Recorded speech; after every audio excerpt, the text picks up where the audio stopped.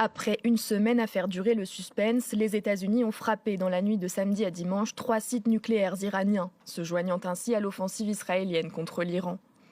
À Fordo, le principal site d'enrichissement nucléaire iranien, des bombardiers furtifs américains B-2 ont largué 6 bombes anti-bunker de type GBU-57, les seules à pouvoir détruire de telles infrastructures, situées à des dizaines de mètres sous terre. Le site d'enrichissement d'uranium de Natanz et celui de conversion d'uranium d'Ispahan ont également été visés par 30 missiles Tomahawk lancés à partir de sous-marins américains situés à quelques 640 km de là, selon les médias américains. Le président des États-Unis s'est félicité dans la foulée d'un succès militaire spectaculaire. Notre objectif était la destruction des capacités d'enrichissement nucléaire iraniennes et mettre fin à la menace nucléaire posée par le sponsor numéro 1 du terrorisme. Les sites d'enrichissement nucléaire iraniens ont été complètement et totalement effacés de la carte. Si la paix ne vient pas rapidement, nous frapperons les autres cibles avec précision, rapidité et efficacité.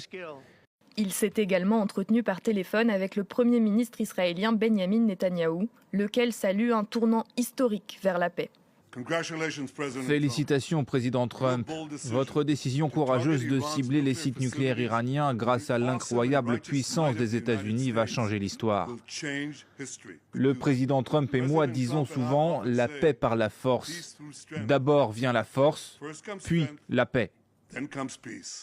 Les Nations Unies ont de leur côté dénoncé une dangereuse escalade et appelé à éviter l'entrée dans une spirale de chaos.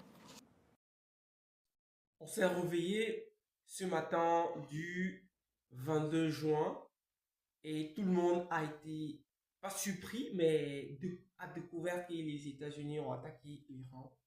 Les États-Unis disent avoir mené avec succès des opérations d'attaque sur 3 principaux sites nucléaires iraniens.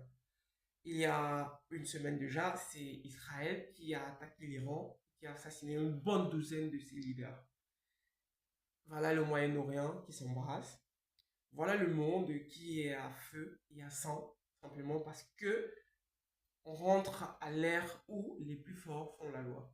Plus besoin de se couvrir sous les déclarations, sous les décisions, les votes du Conseil de sécurité pour pouvoir attaquer un pays comme ça a été